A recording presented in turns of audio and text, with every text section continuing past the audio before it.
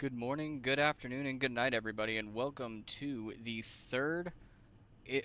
fourth iteration of the BSR League Cup Series races. I'm your host, and welcome. Today we have the Martinsville race, the paperclip, very short, flat oval. Should be a lot of fun racing. Should see a lot of aggressive driving, tempers flaring. And I hope not, but in all likelihood, a lot of cautions as well. My co-host Colin will be joining me in a little bit here whenever he arrives. He was at an Easter service, so he'll be here eventually. Today, I think the usual suspects are going to be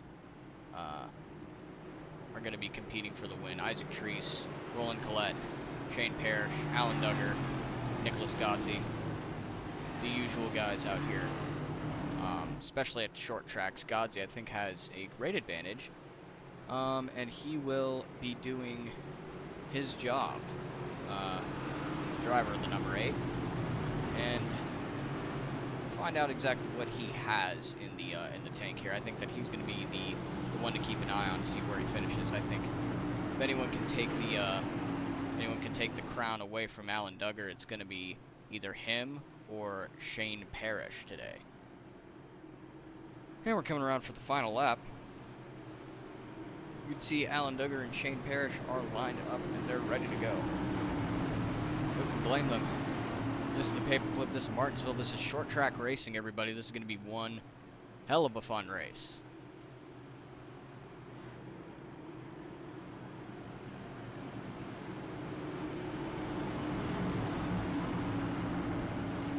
And the pace car is off, and Shane Parrish is going to take us to green here. Going around turn 4. And green flag's out, and Alan Duggar is going to get a jump on Shane Parrish. They're going to dive in. Parrish keeping on that inside line, able to stay in right next to Alan Duggar. Looks like he'll have the advantage coming out of turn 4. Duggars can't quite get the switchback on him. They're going to dive right down in to the turn again. Isaac Treese and Roland Collette engaged in a little bit of a battle on the back. Treese is going to go up high. He'll lose a spot to Nicholas Godsey as well. He's in the wall.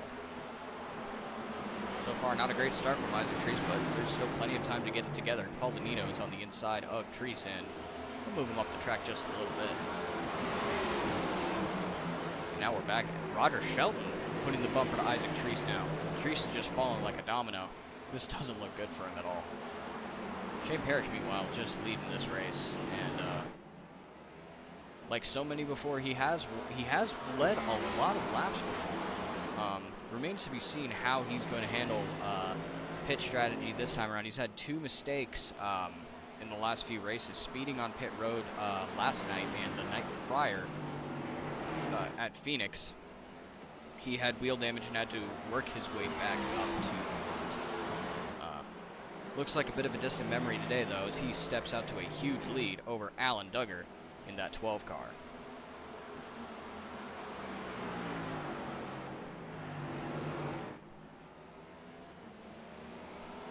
Back in the field, we can see Godsey, Duggar, and Collette are all in a 3-way battle, or in a burgeoning 3-way battle. I think Nick Godsey's going to really try and get on the inside of Roland Collette here. He'll dive down, not have enough room. He'll secure that inside line, and I think he'll have drive off as well, as Collette had to hold on to his inside there. And looks like we have our first caution. Wonder what happened.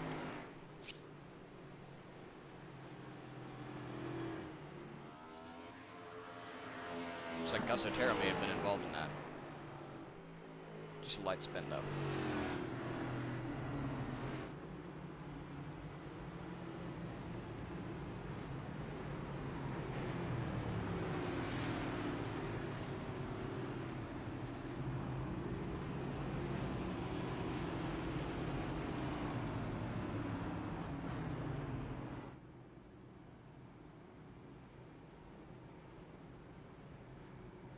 And we're all bunched up now.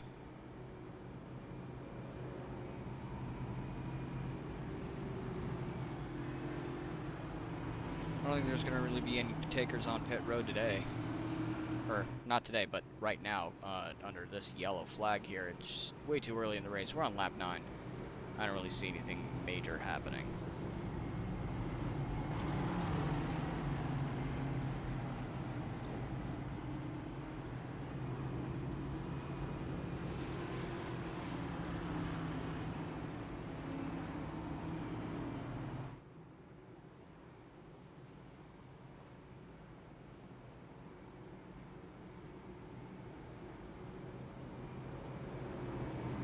Sorry if there seems to be some dead air here, guys.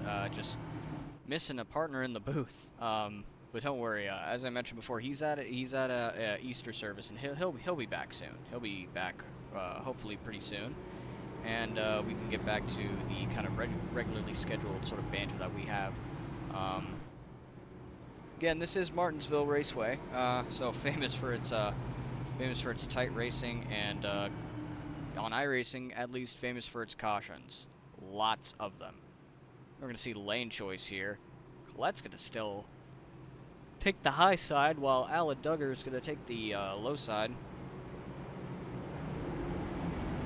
Paul Danino is going to take the opportunity to jump up into the second row, right behind him. Christian, Dana, good to see you guys in here.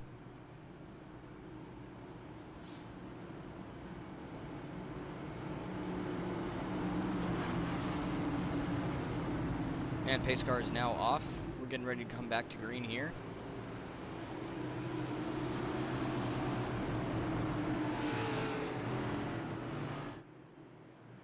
And Shane Parrish is going to take us to green here, and they're off. Can Colette slide down right in front of Alan Duggar? I don't think he's going to be able to do it.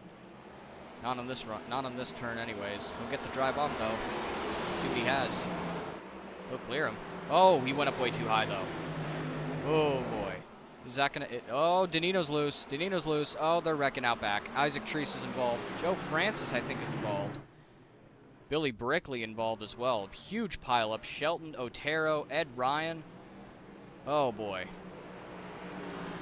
A lot of people just wrecked there. Paul Danino's had a good stretch of it recently, but as of right now, he clearly a mistake that could have been avoided there. And that'll definitely mess up his streak of good finishes if he can't get that damage fixed soon.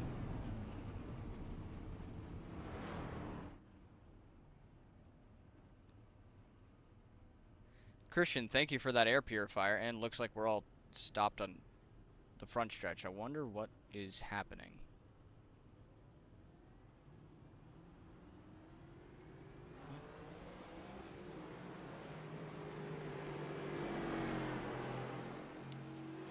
Interesting. Danino is going to go around. Never seen that before. Might have been a glitch in iRacing. I don't know.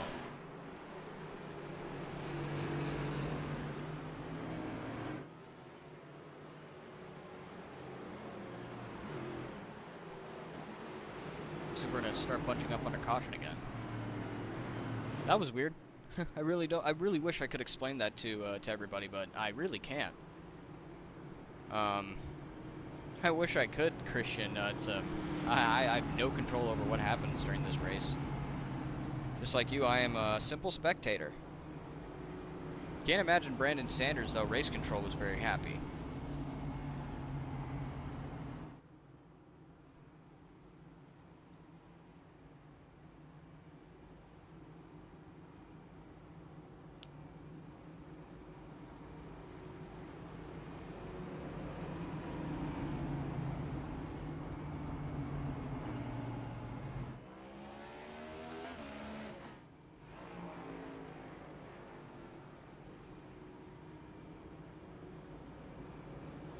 Alright, looks like they're starting to get sorted a little bit here.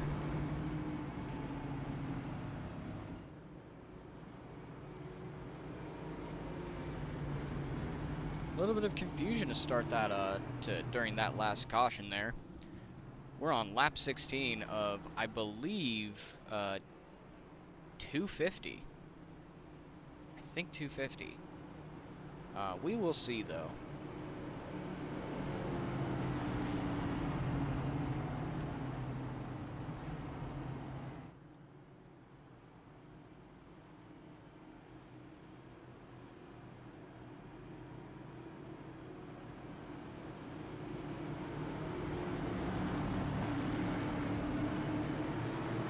Looks like pace car's back off.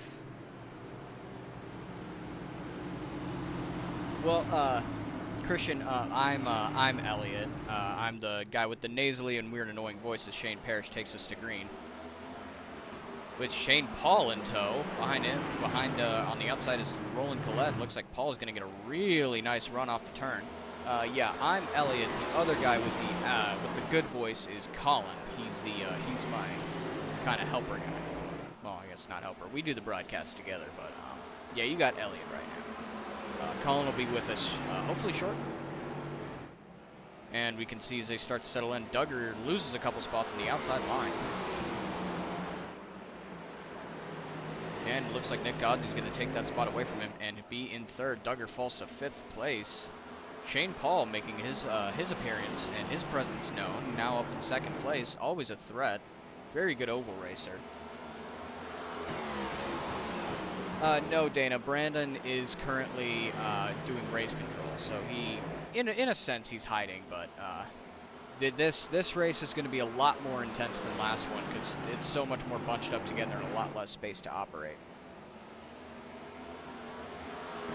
I appreciate it, Christian. Shane Parrish is going to take us down into turn 4. Come out of the turn, he's going to have a big lead over Shane Paul. Let's see what Shane Paul can do with this.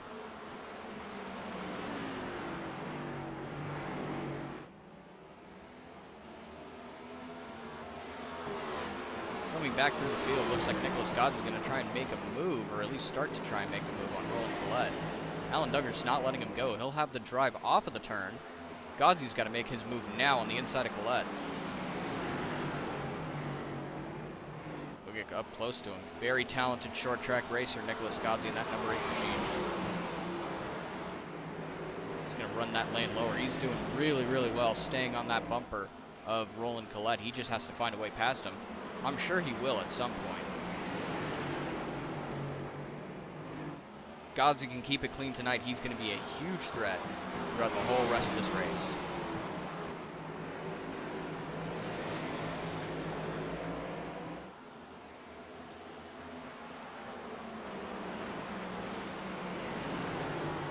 He'll dive it down into the turn.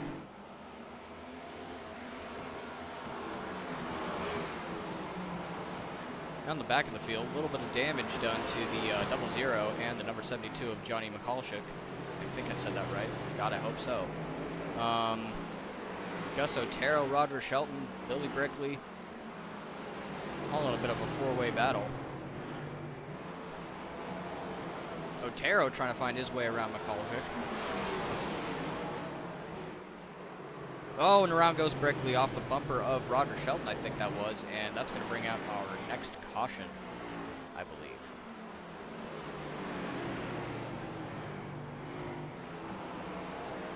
Oh, it doesn't appear that there's going to be a caution.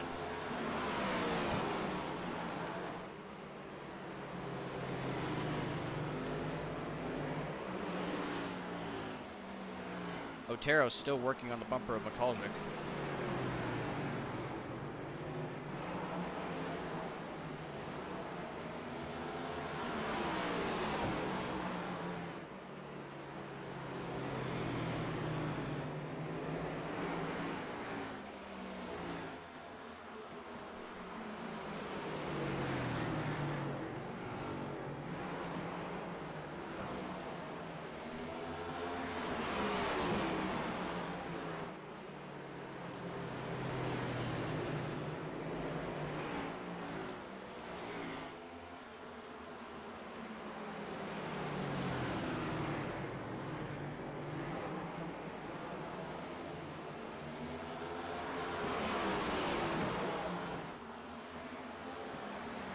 Godsey's still trying to work on Collette. Looks like Duggar Still hasn't made very much ground. He's still trying to diamond that turn down, get that drive off.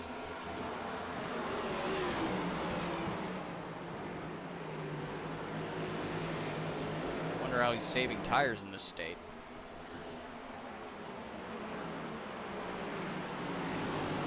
God, he's still doing his very best. Trying to get past that number 9 machine. Gillette not giving him an inch.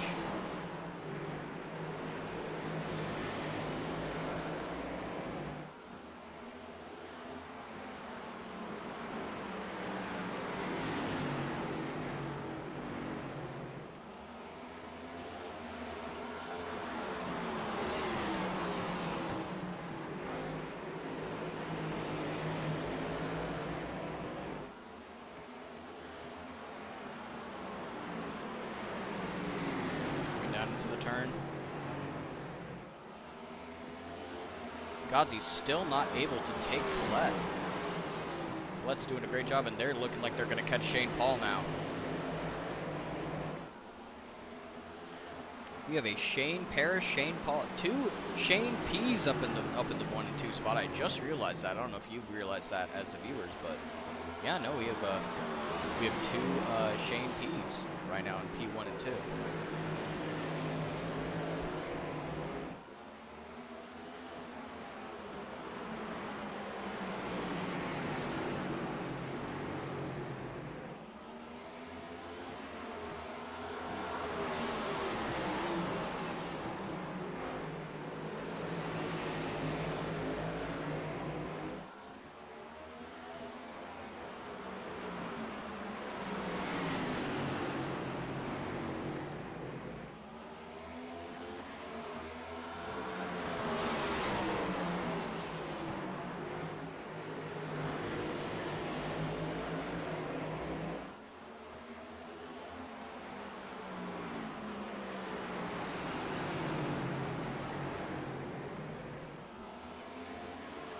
Shane Paul playing defense right now and rolling Colette. I don't know how much longer that's going to be able to last.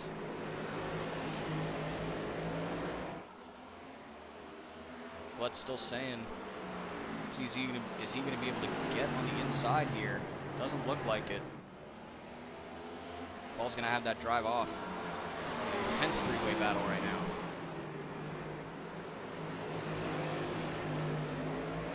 You folks will please excuse me for a quick minute. Getting a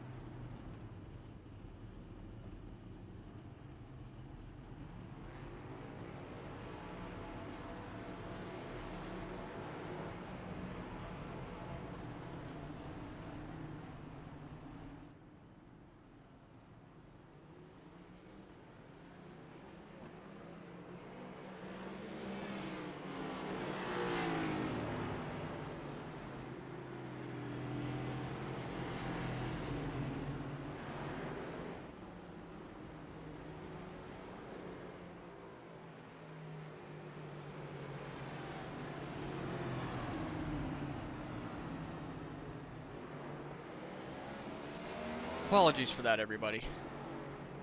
I am back now. Looks like we had a caution while I was gone. Shane Paul still in second place. Nick Godsey in third. Alan Duggar in fourth. Ed Ryan fifth. Roger Shelton sixth. Gus Otero seventh. Billy Brickley eighth. Johnny McCulloch ninth. And Roland Collette is in 10th. As of right now.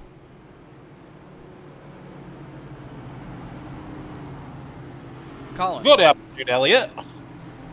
You're here. Hey, buddy. Glad that we can join the party. Glad that I can be here.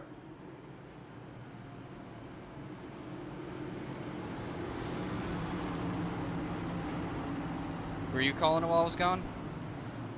No. I need you to pull up the your feed so I can call this race with you, my friend. I know we're under, I think, the first caution of the night. Got you. Yeah, no problem. And there you go. Your feed's pulled up. Perfect. Back to green, and Shane Parrish is going to come back out to the lead. We had Shane Paul worked his way up to second place, and he's going to try and hold off the hard-charging 8-car Nicholas Godsey and the ever so consistent and dangerous number 12 car of Alan Duggar. Godsey's going to get on the inside of Shane Paul. I don't think he's going to get him. Yeah, but does Shane Paul have the drive on the high side? You can get these in that next-gen cars. They're still side-by-side in turn 3. Oh, Paul's going to go around. Little nudge, sent it in a little too hard, and that's gonna severely hurt his chances. Shane Paul showing a lot of speed early on, just overcooked it going into the turn, and he will spin it out going into. I believe that was coming out of 2. Coming out of 4. But yeah, you see some damage on the right front of the Shane Paul machine, the number 77 Chili's Chevrolet. Very disappointing. We both know what type of driver Shane Paul is. I guarantee you the temperatures underneath the helmet are approaching boiling point right now, and that's one of the things that short tracks like Martinsville offer. High tempers, very low leashes on these drivers tonight. Absolutely, Colin. I mean, tempers tend to flare here. A lot of cautions, a lot of wrecks, a lot of pains in the you-know-what, but ultimately, you got to keep your cool here. I mean, it's something you have to do. You have to be able to keep your head about you, to come out and to try your absolute hardest to not lose your temper. Otherwise, you're going to see incidents like we saw on the in the NASCAR race last week with between Bubba Wallace and Carson Hocevar. To be fair to Bubba Wallace, Hocevar doesn't always drive with respect, and he certainly, in my opinion, I think he had it coming. Yeah, I mean, you certainly have a young driver, and you see these veterans all the time in the past couple of years, say these young kids coming up in the NASCAR Cup Series. Heck, even in the O'Reilly and Truck Series, don't have that respect that the Kevin Harvicks had to learn, the Kyle Busches of the world had to learn when they were first entering the NASCAR Cup Series. So I know it's a new era. These young kids are a little aggressive, probably a little brash. That's probably good for the sport. Makes people tune in every single week. And obviously, Carson Hocevar is one of the fastest rising talents in the NASCAR Cup Series or the NASCAR world in general. But he's looking to pick up his first win in the Cup Series, hopefully sometime this year. But that's the problem. You can have all this talent, but if you don't win, you're not going to stick around for a while at NASCAR's top level. Now, Colin, I don't know about you, but I find it difficult to call a guy fast when he hasn't won a race and hasn't really shown the speed necessary to win a race. He's led some laps, but he's never really had that lights-out speed that you would need from a true race winner. And Shane Parrish is going to bring us to green again. I just don't think that he hasn't shown the ability to win races. Yeah, he's shown ability to have speed, but Hocevar just really has never really jumped off the page to me. Especially there's he's all around again. Wow. Ooh. Making a bad situation. He kind of saved it though. He saved it. I don't think he hit the wall, did he? He did hit the wall. That front bumper's caved in. Man. bad situation for Shane Paul, getting absolutely worse. You could see the front end of that 77 Chevrolet dented in a little bit. It's not too bad. It's not that bad. Could Well, have at been a track, worse, certainly. I mean, at a track like Martinsville, aerodynamics really aren't something that we said last night. Dirty air isn't really going to be an issue here at Martinsville because it's the length of the track, the speeds that you're going. I actually disagree with you there, Colin. I think dirty air still plays definitely a large factor, at least in races past, and even in the races today. You still see a little bit of that dirty air problem because the track is so narrow, the aerodynamics of it, and on flat tracks, dirty air has always been known to be a big problem. So I think the dirty air effect still comes into play, just not as drastically as it's come in years past, if that makes sense. I see. I'll agree with you to a point, but I think Martinsville is one of these interesting tracks where, it is a half mile. I mean, the corner speeds at an oval are some of the lowest we will see all year in the BSR Cup Series. I mean, it's unlike.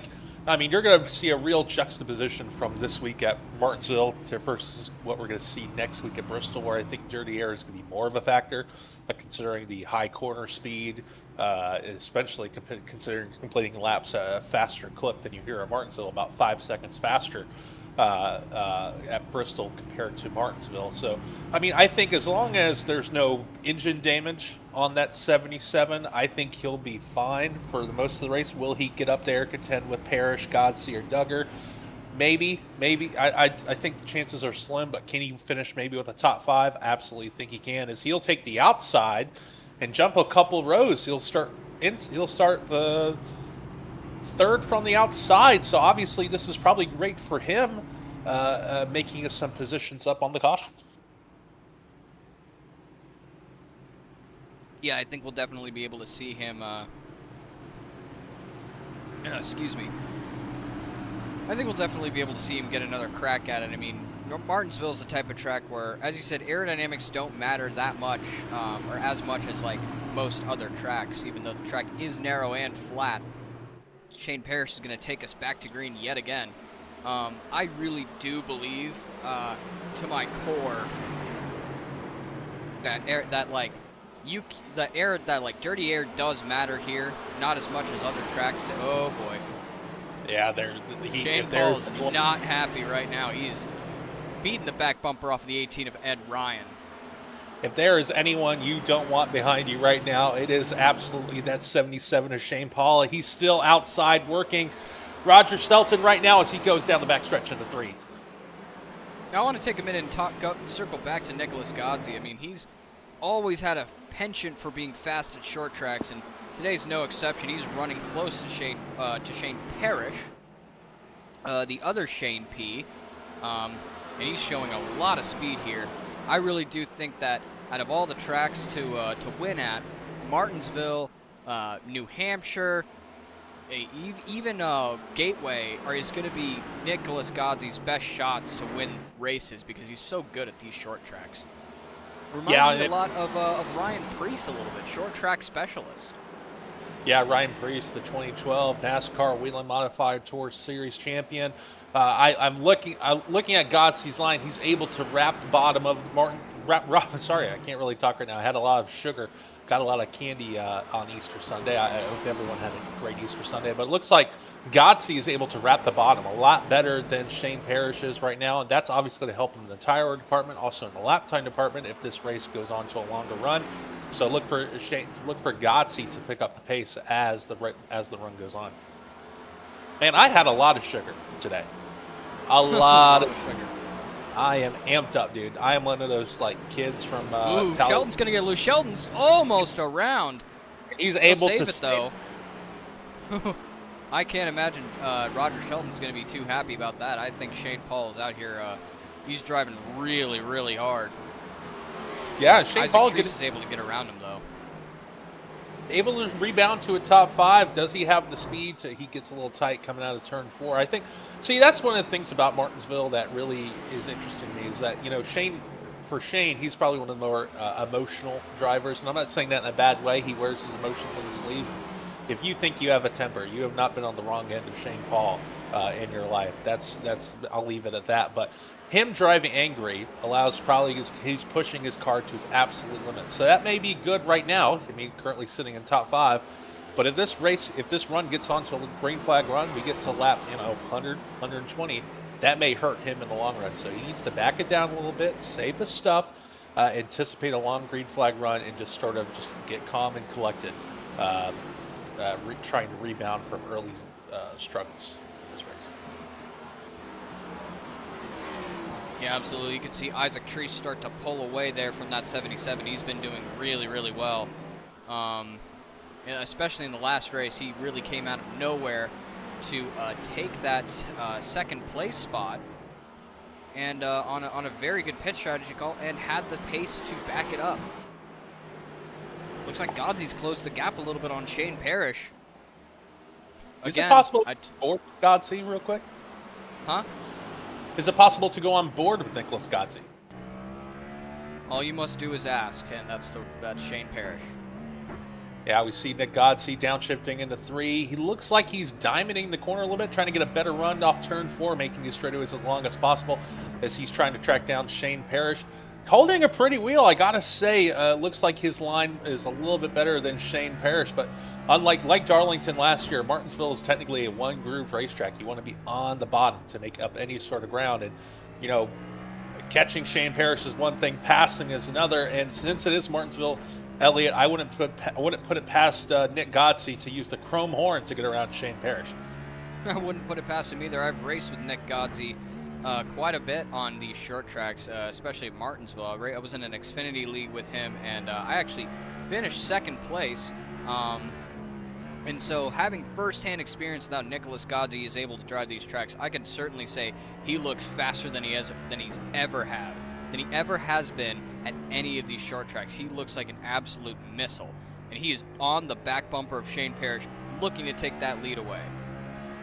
Yeah, I mean, you got to say something, and look who's right behind him. P3 Alan Duggar won the past 2 races in the BSR Cup Series. He's batting currently 1,000, looking to complete the triple header weekend by winning all 3 races. You certainly can't count him out, as we're about 100 and I think 150, 125 laps to go in this race. So obviously there's a long way to go, but I wouldn't count out Duggar just yet, as we see Isaac Treese start working the back bumper of Duggar. Yeah, Alan Duggar may be fast, but meet Isaac Treese, the driver of the number 1 Ford Mustang. He is all over that back bumper of that 12 car. He's looking to take that spot away. Duggar seems to have lost a bit of ground now behind Nick Godsey and Shane Parrish, and he's going to have to start picking up the pace if he's going to get away from that hard-charging number 1 Ford Mustang. I got to think that Shane Parrish right now is acting a little bit more like a parachute in front of the field. He's allowing Alan Duggar, Isaac Treese to catch up to the front too. If you're Nick Godsey right now, you have to get in front of Shane Parrish in order to sort of separate yourself from the field. Otherwise, you have Alan Duggar and Isaac Treese on your back bumper, and they will take advantage of the smallest mistake you do. So right now, if you're Nick Godsey, getting around Shane Parrish is the number 1 priority right now. I absolutely agree. I mean, you have to really take into account that, like, going in attack mode against one guy is one thing, and that takes up a lot of your attention span. Having to deal with someone bearing down on the back, you're gonna really have to pick your battles and be correct every single time, or you're gonna lose positions instead of gain them, or even like holding station is tough enough. So Godsey has to make a move pretty soon if he's going to stay in front of Alan Duggar, because Duggar is bearing down on him real fast. And as we say that, looks like Shane Parrish is starting to pull away. The gap between the top 1 and 2 and 3 and 4 is starting to gain some distance right now. Looks like Shane Parrish probably heard us up here in the broadcast booth, and that gave him a little extra motivation. But I haven't been gone I was gone for the first 50 laps. How have we got here? Did Shane Parrish sort of just dominate the first 50 laps, and that's why he's in the lead? What happened, and what happened to Paul Danino, currently running in P12? Paul Danino had a wreck earlier on. He was making a hard charge up front, but he lost it. He's nursing that car around now, trying to hope for as many cautions as possible so he can get that damage fixed. Here he is bearing down on the rear end, and that's number 72, Johnny Mikulczyk. Mikulczyk. Mihalchek. Mihalchek. Yeah. Yeah. I'll figure it out one of these days. I know I Yeah. will.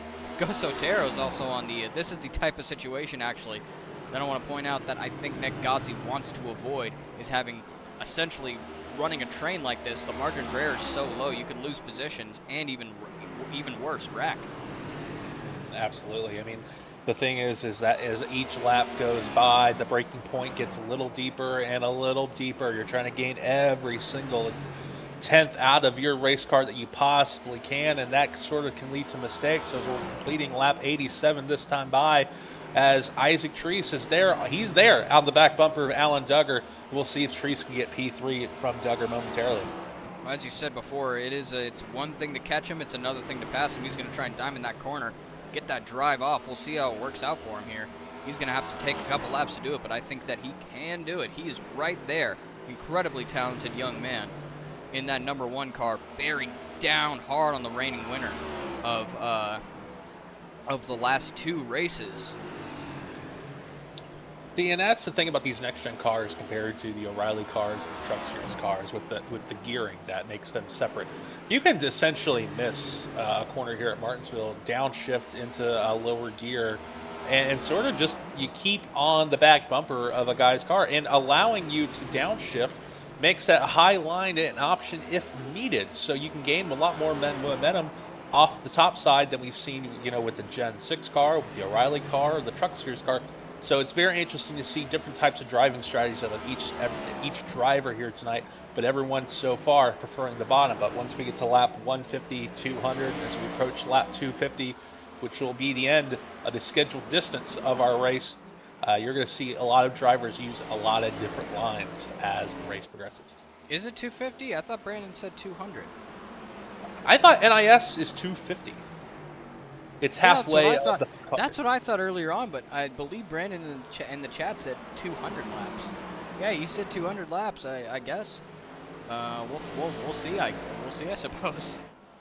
Now, the thing for Shane Parrish, if you saw up ahead, you're starting to see lap traffic become a factor. Now, it's about a straightaway or so for Shane Parrish to make up on the lap traffic, but once you get there, you have to think that Nick Gozzi is making aware of lap traffic ahead and trying to see how can you get through this lap traffic the fastest in order to take this lead.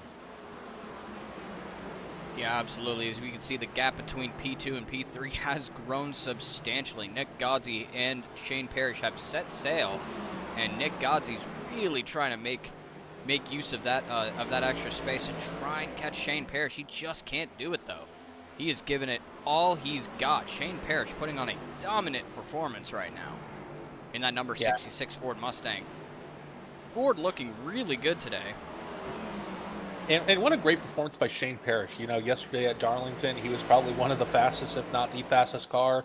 Last night at Darlington, got a speeding penalty, too fast exiting pit road, trying to get in front of Alan Duggar towards the end of the race. That put him a lap down, had to serve a penalty. He's rebounded today, currently about to lead the halfway point of this race. And right now, if things keep going away, he's starting to pull away from Nick Gozzi and possibly take a commanding win here at Martinsville. Well, it'll be well-deserved. He's had so much speed the past few weeks. He's been dominant, absolutely dominant in terms of pace. Just has not had the execution necessary in order to close that win out. But here he is today. If he can just execute the rest of this race perfectly, and not even perfectly, just no major issues, no speeding on pit road, no spinning out, no wrecking, none of that, he'll be hard-pressed. Everyone else will be very hard-pressed to win this race. Shane Parrish is just starting to drive away from Nick Gozzi. I really think we're going to see Shane Parrish get his first win today, which would be absolutely wonderful. Would be really happy for him. That wouldn't be good for the Duggar clan who's currently watching our stream. Thank you all for watching wherever you may be. Hope everyone had a happy Easter as well. But if you're Shane Parrish right now, you see you're pulling away from Nick Gozzi as well, as we see Isaac Treese still working the back bumper of Alan Duggar. Would you want to try to make as much space as you possibly can to start working that lap traffic that's going to be coming up in a couple laps? So you see Isaac Treese starting to dive to the inside of Alan Duggar. He'll have the preferred lane, but Duggar was able to hold him off. This is going to be a very fun battle. It looks like Isaac Treese has the better car and basically a run. We're starting to see it happen now. I think Isaac Treese is getting a little desperate. He wants to pass that number 12 car. We'll see if he can stay within the limits of his talent and pass Alan Duggar. I don't know. Yeah, and you see him entering way higher than Alan Duggar is in the entrance of 1 and 3. He's basically entering high, trying to carry as much minimum speed as he can, as much momentum, cutting down to the bottom, increasing the distance of that back straightaway. He's there, and all he needs is a couple more laps. As long as he doesn't make a mistake, he will pass Alan Duggar in a couple laps as he's starting to work on the inside. That move that he's been putting on, that starting high, going low, that is an all or nothing strategy. He is doing everything he can to get as much drive off, as he knows his best chance in order to pass in the turn is to position himself on the inside on the straightaway. Now, if you're Alan Duggar, do you start taking that line away? Do you start entering higher as well, starting to defend your position? We see him entering a little higher, but Isaac Treese able to have the drive off and closing the gap as we enter turn 3. If I was Alan Duggar, I'm gonna stick to running my line and hope that Isaac Treese runs out of tire. Honestly, I don't think that the best. I don't know if it's the best strategy to do this at this point in the race. I mean, yeah, you may be faster, but is it worth it to cook your tires up? And if you're able to pass them, the strategy works and you're fine. You can set sail and go after that number 8 car. But if you can't, is it really worth it? And I mean, for Isaac Treese, you really have nothing to lose right now. It is still early in the race. There is still one more pit stop, so everyone is still going to have to come down for one more set of tires. I know they can make it to the end distance on fuel, but the tires will be screaming here in about 50 laps or so. But if you're Isaac Treese, doesn't get this done, you have Roland Collette and a P5, a couple car lengths behind. You have Ed Ryan as well, who can also take advantage. So if you're Isaac Treese, you want to pass Alan Duggar now. Give yourself more distance. Give Roland Collette and give Ed Ryan one more car to pass before they have to get to you. And also, we see lap traffic becoming a factor. Made this play into the Isaac Treese's pass for third place. I think this is not only going to play into Isaac Treese's pass for third place potentially, but it could also narrow the gap between Shane Parrish and Nicholas Godsey. Lap traffic, always the big equalizer at these racetracks, and it really could help or hinder Shane Parrish here. It could help or hinder anyone. You can never predict exactly what lap traffic is going to do. I've been in races and where I've been in the lead, and lap traffic has actually helped slow the guys down behind me, and vice versa. It's cost me the lead because there are pylons who just won't get out of the way. But in this case, I don't know. We'll have to see. Now, if you're Mahalschek right now, or if you're Alan Duggar, you're hoping that Mahalschek kind of just lets you go. But in NASCAR, unlike road racing series, there's no obligation for Mahalschek to let Alan Duggar go. He can hold his line. It's the responsibility in iRacing for the faster car to get around, as it looks like Mahalschek is going to let Alan Duggar go on the inside. That's not what Isaac Treese wanted to see. Wanted to see if he can hold him up, but he will not get the drive off as Mahalschek takes his preferred line away and gives Duggar just a little bit more space. And you can see that's the type of situation where if you're the attacking car, you really don't want to see that happen when you hit lap traffic. You want that 72 to hold up that 12 as much as possible if you're that one car. But he's got a little bit of clean air in front of him. Let's see what he can do about it. And you never know about what the 00 and what the 00 is going to do. As you can see, the gap between the 12 and the 8 has closed up quite a bit. This could be interesting. Has Nick Godsey burned off all his stuff already? Duggar diving to the inside of some lap traffic as he's trying to approach Godsey. And the interesting thing is Godsey, Duggar, Treese, they're all teammates in a couple leagues together that they race outside. That they're teammates, in the leagues on Sunday, leagues on Tuesday, whenever. But today, they're not friends. They are enemies, and they're trying to get every position they possibly can. But we all know that they're probably going to race each other as clean as possible. But I would not put it past Isaac Treese or Duggar to use that chrome horn to get around some lap traffic. But all it really needs, Isaac Treese needs to catch up to Duggar. But looking at the lap times, it just seems like Isaac may have burned up his stuff trying to diamond the corner. And it looks like we're going to be set in this running order pretty much until the next pit stop. I don't know if we're even going to see another pit stop. We could see a mixed bag of guys coming down. We could see a mixed bag of guys staying out, depending on whether or not they have enough fuel. I think they have just enough fuel to make it. but I mean, if you're Shane we'll Parrish, find out. if you're Shane Parrish, do you keep going? I mean, the thing about Martinsville is that this pit road is a very long. I mean, pit road speed is 35 miles an hour. It is painfully slow behind the wheel of one of these virtual race cars. If you're Shane Parrish, do you just go and send it? Because you're going to put, Nick Godsey or Alan Duggar 1 or even 2 laps down, depending on how well you get around this racetrack. Do you just ride out your tires, considering that if you put, a Nick Godsey a lap down, then knowing that the way these laps tick off very quickly here, do you just let it ride and just hope and pray that a caution does not come out and put them back on the lead lap? If I'm Shane Parrish, I'm staying. If I have enough fuel, I'm staying out all the way.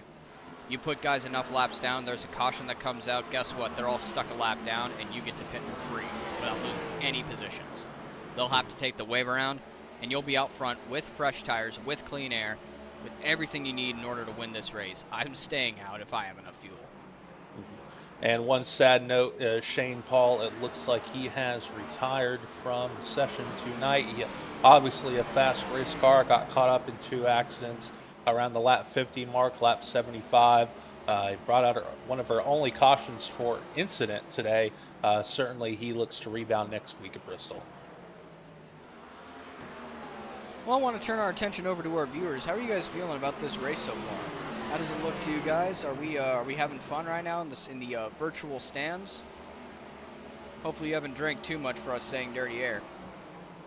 Speaking of it, since it is a holiday, happy Easter to you, Elliot. How was yours? Did you have a good time spending time with? I know you're a little different than most of us celebrating Easter, but did you spend some time with the family? Have a good time?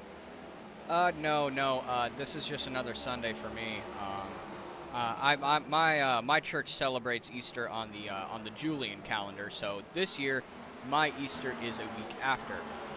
Last year, though, it was on the exact same day as Gregorian calendar, so Catholics and Protestants all celebrated Easter with the Eastern Orthodox and the other old calendar churches. So, as a matter of fact, next week will be my Easter. But I hope you had a great Easter. I hope you had fun. I hope everything was good with you guys over in your Catholic land. I'm not too familiar with it. Let me tell you, I feel like so after our service, my wife and I, we went to this local bagel shop, and because we were hungry, we went up since, I don't know, 6 o'clock Central Time, and we decided, as we see Gus Otero hit the wall, Connor Milchak hit the wall outside. Oh yeah, that was actually Gus Otero hit the wall coming out turn 4. So we went to a little bagel shop, had a sandwich. By the way, 2 bagel sandwiches, a coffee, and orange juice was $40. I feel ripped off. Good Lord. I beg your finest pardon. Yeah, 2 sausage, egg, and cheese bagels with a coffee and an OJ, $40. Around $41. I'm just saying $40, but yeah, and then we had brunch, and that was a mistake by eating bagels because what my family cooked was really delicious. And then we had a dinner today, which was full of things I can't eat. A little fun fact, I am allergic to tree nuts, so that's almonds, pistachios, pecans, any nut that grows on a tree, cannot eat it. And no unfortunately, way you're allergic to pecans. That's awful. You can't have pecan pie. Yeah, but my wife's family has Italian roots, and they like to eat apparently a lot of Italian dishes. There's a lot of almonds in Italian dishes, so I cannot have them. So luckily, some family made me chocolate chip peanut butter cookies, so I was allowed to eat those. But I am stuffed. I am full. I do not want to think about food. Had a great Easter. It's weird. Gluttony is one of the 7 deadly sins, according to Dante's Inferno. And, I guess I partaked a little bit. And as a Catholic man, I guess no matter how many Hail Marys I say, that's still not good enough. As we see Roland Collette dive in pit road, giving up like he's going to maybe break the seal on this pit stop. But to your point with the whole sin of gluttony thing, that on Easter, there's time. Moderate everything in moderation. Drinking in moderation. eating food in moderation, doing everything in moderation is more than okay. You just have to do it in moderation. If you want to tip it back every time I say that, go right ahead, folks. Meanwhile, Christian is saying she had to trick her dog into taking her pills, so she's been half listening because she was in a fight to get it done. Yeah, giving dogs pills is never fun. My roommate really has to fight with his little corgi in order to get her trazodone that she uses for plane flights. And it's always a struggle. I always have to hold her. And I'm gonna tell you right now, that dog is 25 pounds, yet acts like she's 100. She is an absolute monster. Corgis are a really, really tough breed. Alan Duggar says that. I'm guessing this isn't Alan. Did Colette go around? Colette did go around in turn 4. He slided rear first into the turn 4 wall. That did not bring out a caution. That's a shame. He gave up P6. He did go a lap down. He was trying to do, I guess, a strategy call to see work his way back up to the front. But he did go around in turn 4. No caution. Understood, Christian. That's his wife. That's Alan Duggar's wife watching on Alan Duggar's account. Her dog eats jelly beans. Jelly beans? Jelly beans, like the candy jelly beans. Huh. Yeah, Colin, when's the last time you had a jelly bean? Oh, gosh. You remember those Harry Potter jelly beans? Oh, yeah, I had one, too. I had the centipede flavor. Nasty. When I was, 10 years old, I had a jelly bean. The last time you had a jelly bean was when you're 10 years old. And I know never to ask a lady her age, but how old are you, Colin? 31. You haven't had one in 21 years? I'm not a big jelly bean guy. I mean, I'm a big guy, but I'm not a big jelly bean guy. You're certainly not a big jelly bean guy, I can tell you that much. Let me tell you, when it comes to candy, Easter is probably one of these delectable days as we see Shelton enter pit road, giving up P9. Shane Parrish still out to a commanding lead over Nick Godsey, and Isaac Treese still working on the back bumper of Alan Duggar. But let me tell you, I don't think he's ever gonna leave. I think the back bumper of Alan Duggar is where Isaac Treese is gonna stay for the remainder of this race. As we come to 61 to go. If you're Shane Parrish, I think you've run out of time to pit. I really think that you just go for it. You stay out. Maybe a caution comes out. Man, he's putting the distance on Nick Godsey. Good Lord. I will he's say opened up a 1.6 second lead. Ooh, and Isaac Roger. Duggar, we saw lap traffic. Roger. Issue. Certainly it. Treese gets the rear end just a little bit. My goodness. Looks like the one of Treese was able to get around the 12 of Alan Duggar. Isaac Treese has now made this battle for second place a little bit more interesting.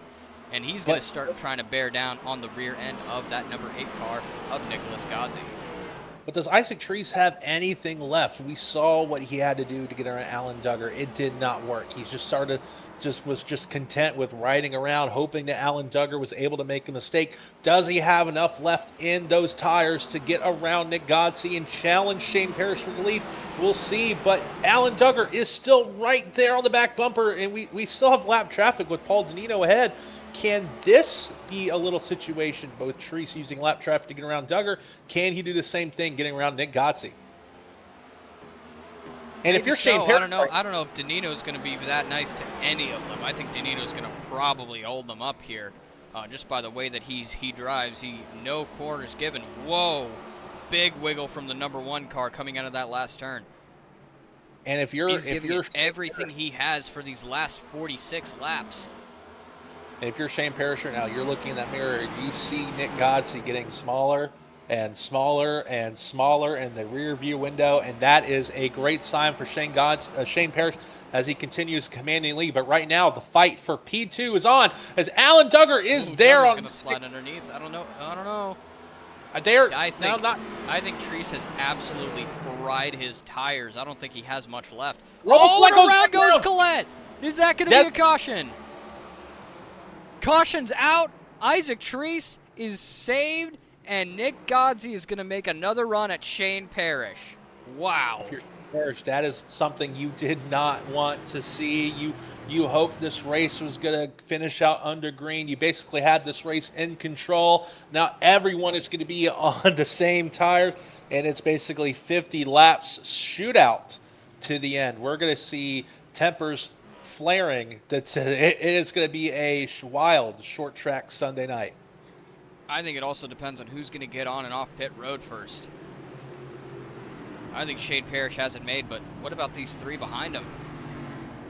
Now, you got to take 4 tires. I think there's no gambling with 2 tires. You have 50 laps to go. You're going to take 4 tires. You're probably not going to take fuel because more fuel adds weight to the car. You want this car as fast as you possibly can. But who gets in their box the best? If you these pit stalls are a little small. They're probably some of the smallest we'll see on the BSR Cup Series. Is just looking to make sure everyone gets in pit road. But Roland Collette had going to take 4 tires, 4 fresh.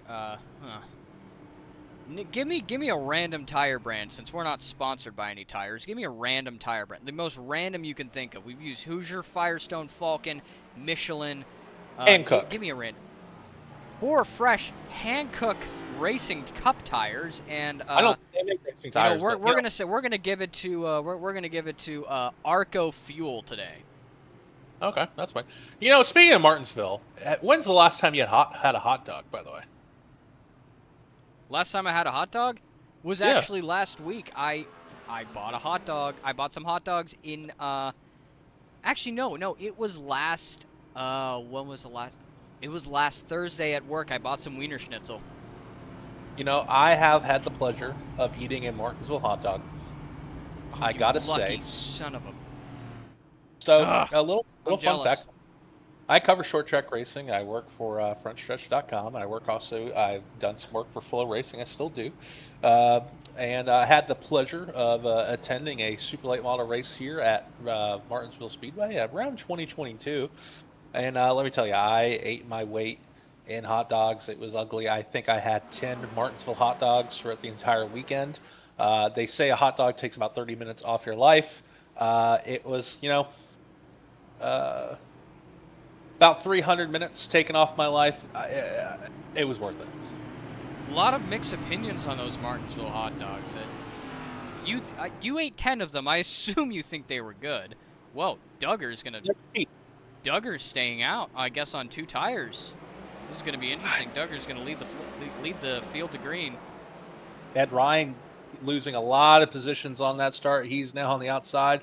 I don't know about that call for Alan Duggar taking 2 tires. I think there's so much time left. Did he take 2 tires? Oh, God, he's around.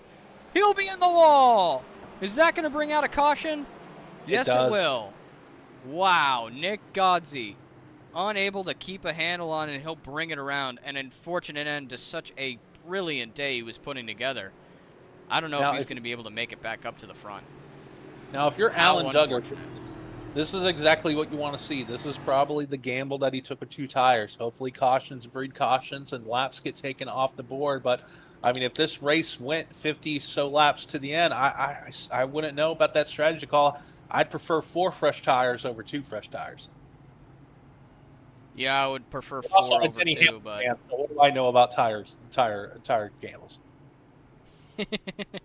Yeah, I'm a Brad Keselowski fan. What would I know about staying out on old tires? Yeah.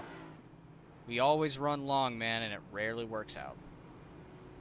I will say, out of all the league races I have seen at Martinsville, been a part of, or broadcasted, I think this is caution number 4 of the night, if I'm not mistaken. Caution number 7. So, honestly, usually at this time in other races, we'd be on caution 14, 15. Heck, we may be in caution 20. So, good job to these drivers for keeping it clean for the most part. Absolutely, yeah. No, we've certainly needed to keep it clean during this race. Really happy that we've kept it relatively clean. It is Martinsville. It is not an easy track. It looks simple to drive. It's really not. That transition, I really do think that the problem is that transition from concrete to pavement. It's just brutal. Oh, God, it's so annoying. I cannot tell you how many times I've driven on the pavement just fine, and then I hit the concrete, and all hell breaks loose. And it's just, jeez. If NASCAR decided to take this concrete strips out of Martinsville and put them with fresh asphalt, would you be happy, or would you think that would ruin the character of Martinsville Speedway? I think it would ruin the character a little bit. I really like the way that the track is now. I mean, obviously the surface is just going to get older, but as the surface gets older, we see a lot of character from these tracks come out. I mean, take Darlington for example, 50-year plus old surface. It's got that character to it, man. Actually, you know what the sad part? It was repaved in 2008. Really? It was? Yep, because Kyle Busch won in the Indiana Jones car, if you remember that. I don't remember that. I was 7 years old. And we're back out to green. Duggar's going to take the field. Ed Ryan getting a way better restart this time around, as he's going to take the outside. If he keeps that line preferred, he'll have the momentum going down the backstretch, but it looks like Shane Parrish will clear him down the back. Ed Ryan making a little bit of an appearance. Good for him. Glad to see that he's out here. Maybe his wife will... Whoa! Isaac Treese getting a little loose underneath. He's going to have to battle his way back. Shane Parrish is going to give the bumper a little bit to Alan Duggar. Duggar is loose. See, and Duggar lost a lot of time. Wow, Shane Parrish with the move to the front of the field. I don't think that Alan Duggar is going to be very happy about that one. And Ed Ryan goes around. Oh, my God. Here we go. This is what you were talking about. The tempers are going to start flaring. Oh, Lord. Here we go. Now, the thing about the bump and run is you make a bump and you're supposed to run away, but unfortunately the caution came out with Ed Ryan going around.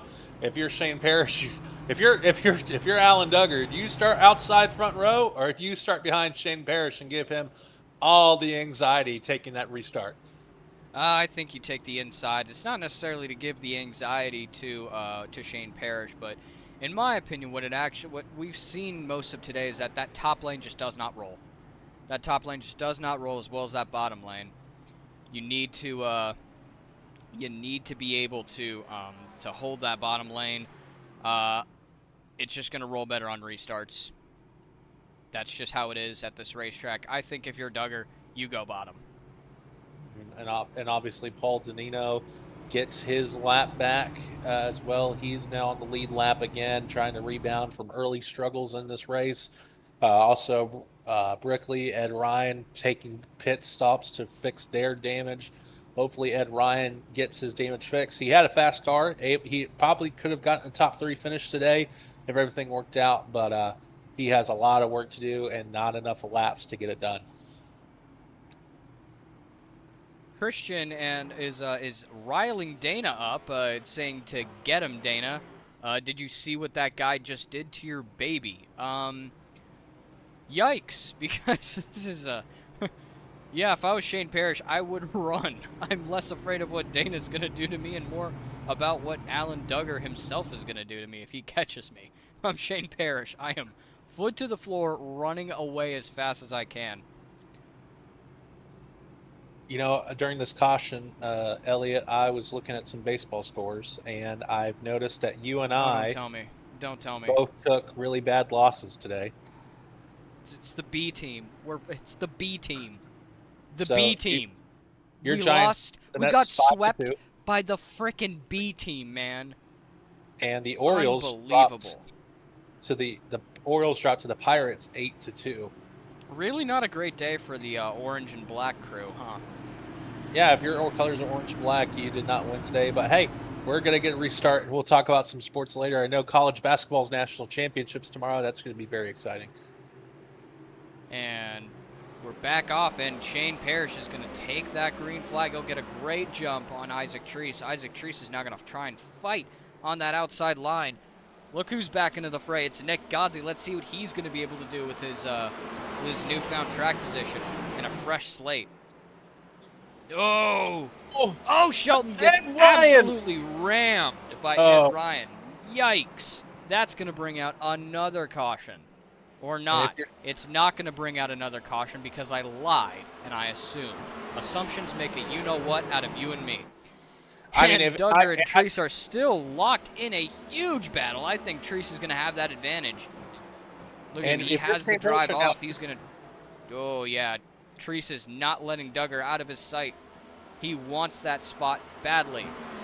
And if you're Shane Parrish, you're loving this battle for P2. This is able for you to drive away as the laps quickly tick down. Less than 35 laps to go for Shane Parrish, and he will become a first-time BSR winner if this results hold on. I know if you're Ed Ryan right now, you did not get a caution. I know you are not happy right now.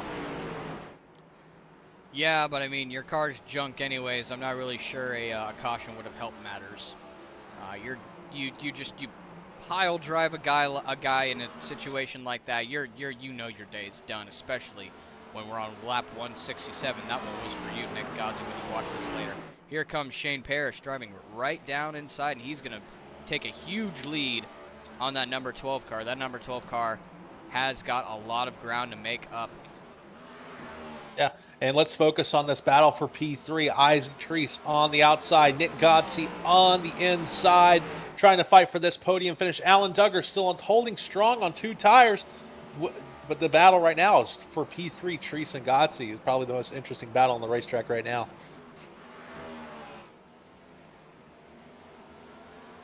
So they've all single-filed themselves out. But if you're Alan Duggar, you took 2 tires, you're running good lap times, but not good enough. I don't know if he took 2 tires. He's still running really good lap times. I think he just got out of the pits faster than Shane Parrish, which is interesting to me. Maybe Shane missed his pit box. I don't know. I don't think Duggar's running on 2 tires. He may have seen that way at first, but by the way he's running, I don't think he is on 2 tires.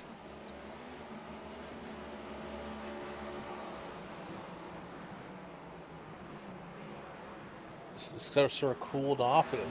By the way, Mahalchek back up to P5. We really haven't been talking about him all day.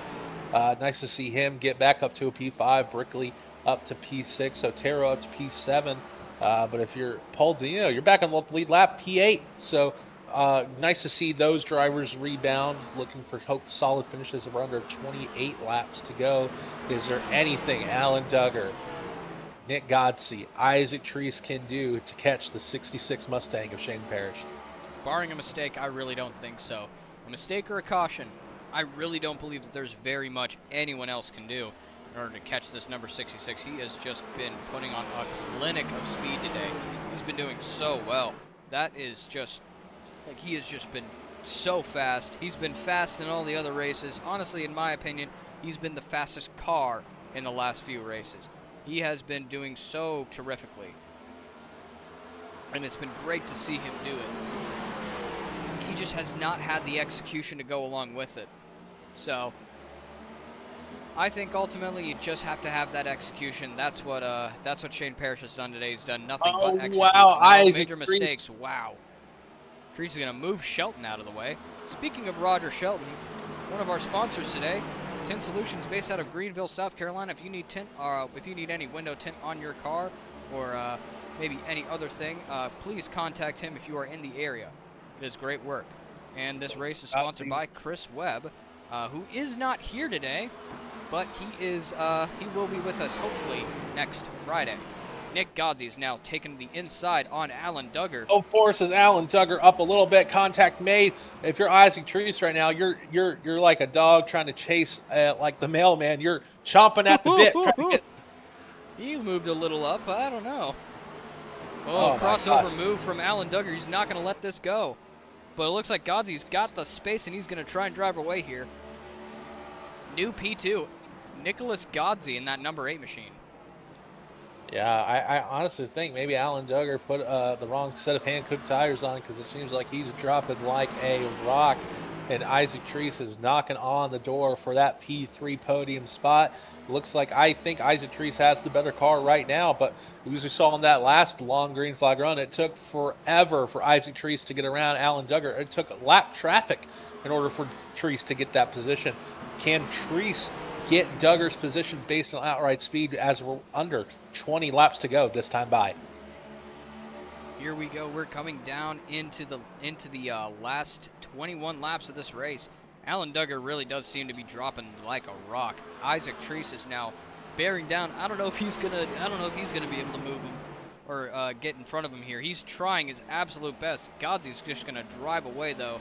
I don't know. I don't think he'll catch Shane Parrish though. I really do think that Shane Parrish is just gonna win. If this race goes green, barring any mistakes, he's had it all day.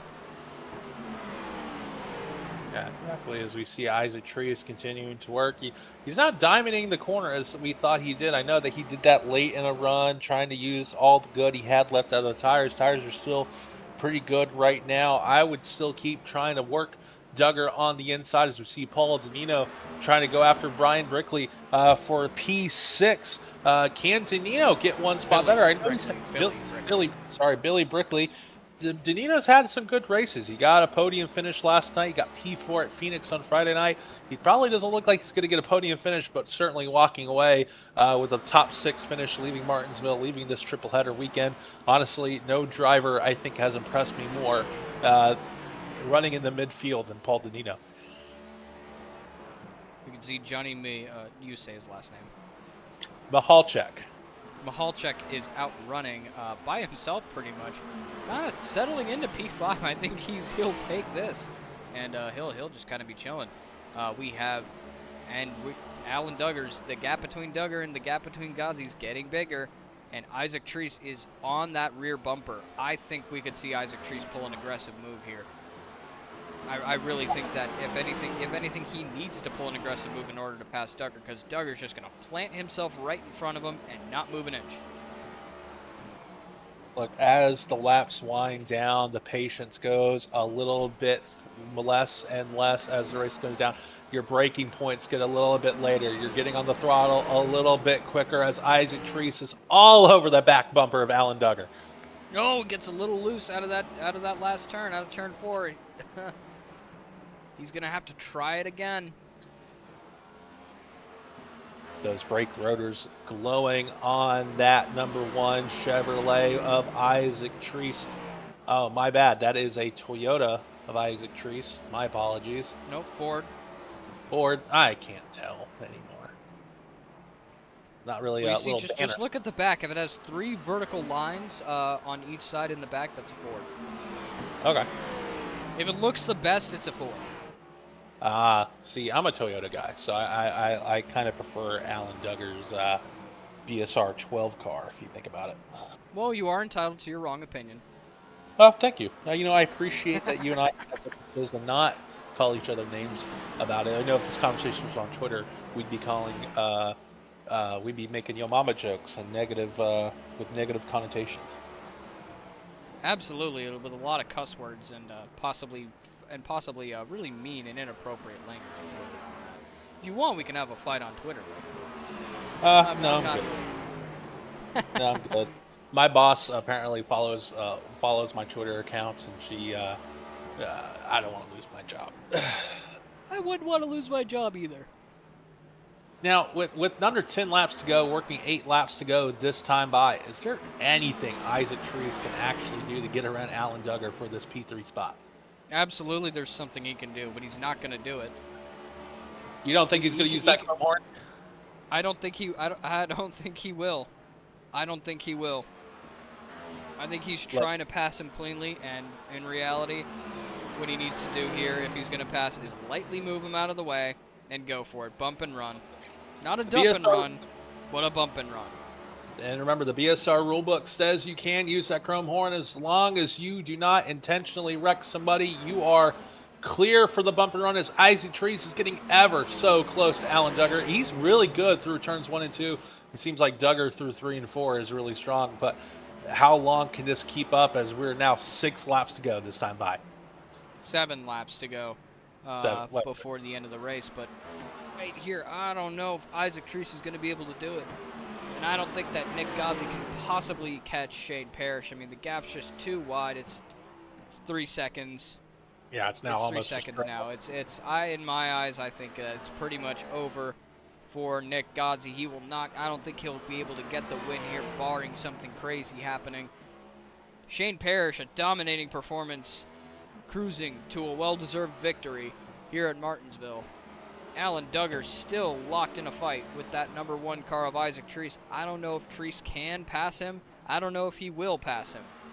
We'll just have to keep our eyes on this fight. If he doesn't pass, 5 to go. I would say if he just lets him ride around in P3, as you see, he's there. He's going to get the run coming off turn 4, and it looks like Alan Duggar's a little bit stronger. But, I got to say, if that was me, if I was Isaac Treese, I would start thinking about using the chrome horn as quickly as I possibly can, as the laps are quickly ticking off the clock here, and everyone is chasing Shane Parrish as he continues on for a dominant victory. If I'm Isaac Treese, I agree with you. I have to use the bumper here. There's just no other way around him. Going on the outside isn't working. Diamonding it back down isn't working. Just, you have to move him if you're going to make up positions. But do you trust yourself not to wreck him? I don't know. Oh, there it is. There's the bumper. Treese, no good. He's going to try again soon, though. Right now, we are 2 to go. He has 2 laps to make this move work. I don't know if he'll be able to do it. I mean, if you're going to wait for the bump and run, if Shane Parrish comes off turn 4 taking the white flag, I mean, if you're Isaac Treese, I would not be using that bumper until turn 3. It's sort of like Daytona. You want to make your move as late as you possibly can. If I'm Isaac Treese, I'd be making the bump and run going into turn 3 on the final lap. A dominating performance for Shane Parrish. Great job. He'll win here at Martinsville and get his first win in the BSR Racing League. Isaac Treese couldn't make it happen against Alan Duggar. He'll secure P4. Nick Godsey, a strong showing, bringing it to P2. Way to rebound from his from last week. Duggar continuing the great consistency, running in the top 3 again for the 3rd time. He does only go 2 for. Whoa! If Parrish you can stopped on the front, I don't think Godsey realized it. If you can go back a little bit following Alan Duggar real quick, I could have sworn that Isaac Treese was ahead of Alan Duggar going into turn 3 on the white flag lap. I could have sworn I saw it. Oh, wow, yeah. I think overshot the turn. I think Isaac Treese expected the bump and run to come from Alan Duggar as he cut turn 1 and 2. I think Isaac Treese got a little bit nervous and let Alan Duggar go. I don't know. I think he just blew the turn entirely. Well, maybe he just let him go. I don't know. But either way, great race. Great win for Shane Parrish. And we will start seeing guys come up to the waiting room here pretty soon. But great race, Colin. Viewers, what did you guys think? If you're Shane Parrish, after the race you saw last night with him not getting to win, having the fastest car, probably, I think, in my opinion, at Darlington, coming to Martinsville, one of the toughest tracks. It's a driver's track. I mean, you certainly have to be good on the brake, good turning in. For him to just essentially dominate this race at Martinsville, I think when it comes to short track season, which we're in right now, we're going to Bristol next week.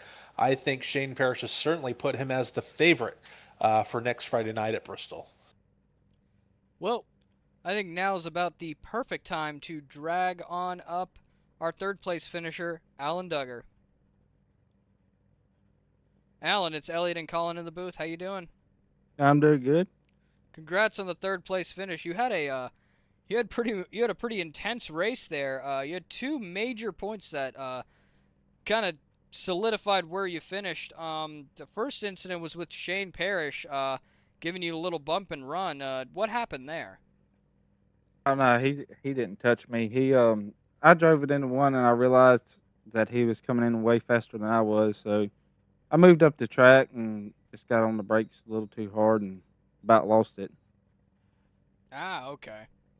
To us, it looked like he gave you the bumper the way your car reacted. Might have been a little bit of netcode as well. I don't know. What also on that last part? What happened between you and Isaac Treese? He overdrove. He just sent in there really hard, and he'd been riding behind me for a while, and I could tell he's getting a little impatient, but he didn't mean to do that. He apologized to me, but he was definitely going to get the bumper in 3 if he didn't get out of the way.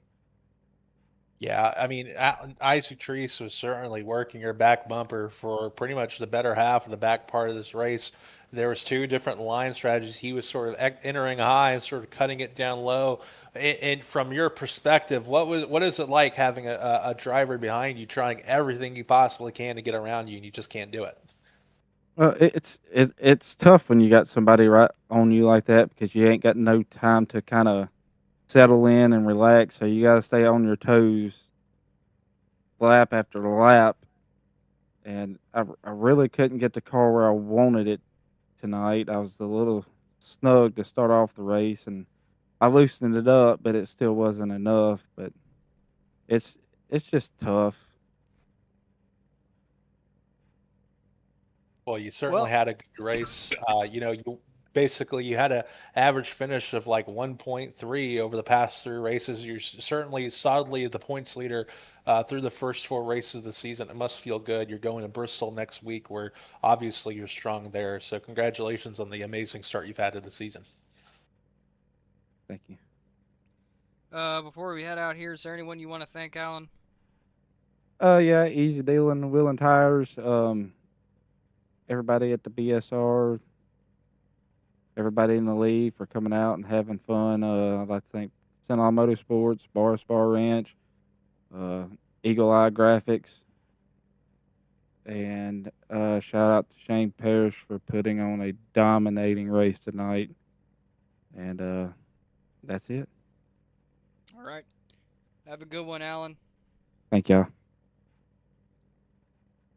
And we're going to bring up our second place finisher, Nicholas Godsey. Nick, Elliot and Colin in the booth. How you doing?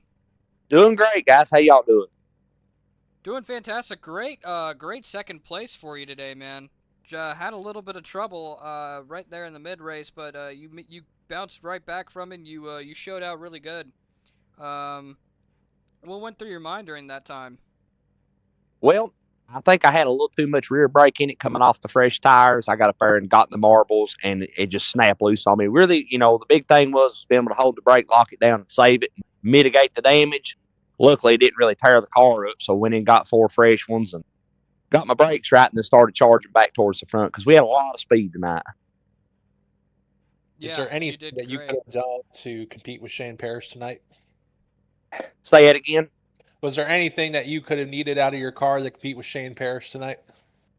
If I'd have had a little more grip towards the long run, because he managed his tires a lot better than I did, I was pushing probably 100% the whole race, just trying to stay up there with them boys like him and Allen, them guys, man, they're fast every week. Just trying to stay in line with them. I mean, they got a lot more experience than I do, try to learn from them some. I don't think I could have challenged him at the end there. I'd like to, but main thing was just managing tires, and I was losing grip there at the end.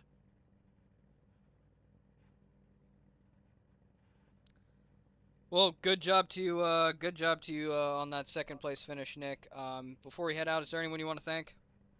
Yeah, I'd like to thank BSR and Easy Dealing Wheels and Tires and Team Conti Sim Performance for the awesome setups every week. And I'd like to thank my family. They usually come out and watch every week. Friends, I got some guys at work that watch with me and stuff, And I'd also like to shout out my daughter. Her birthday was yesterday. She turned 10 years old. And hopefully she's having a good birthday weekend. We certainly try to make it good for her. So just want to wish her a happy birthday. Well, congratulations to your daughter on turning 10. Happy birthday again, Addison. And thank you for coming out here and putting on a show for us, Nick. See you next time.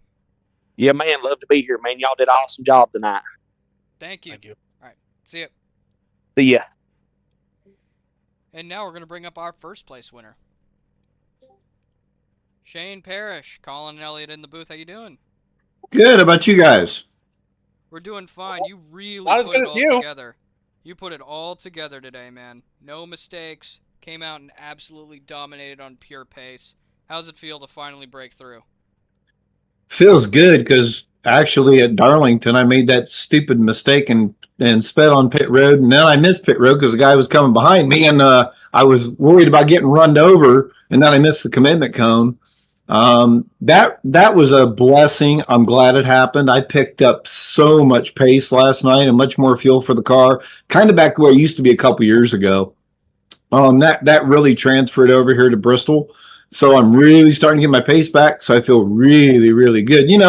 The thing during the race is before that caution, we had that long green flag. I could have made it all the way on fuel. I had about 3 laps to the good. But did you ever get that where your throat is so dry and it's just all sticking together and you can't get it to do nothing no matter what you do? That's what would happen to me. I wanted to drink, but just so busy and focused, I had to keep moving it. It was kind of crazy. That caution came on, like, oh yes, thank goodness.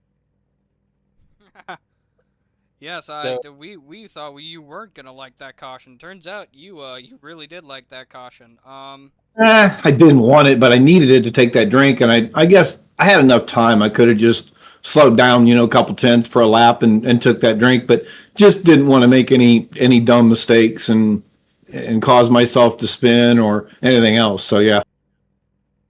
So you had a dominant car last night. You now had the most dominant car today at Martinsville. You're on pretty much of a little bit of a hot streak. You were able to rebound after Darlington last night. Taking you to win tonight. What sort of momentum are you bringing into Bristol on Friday night?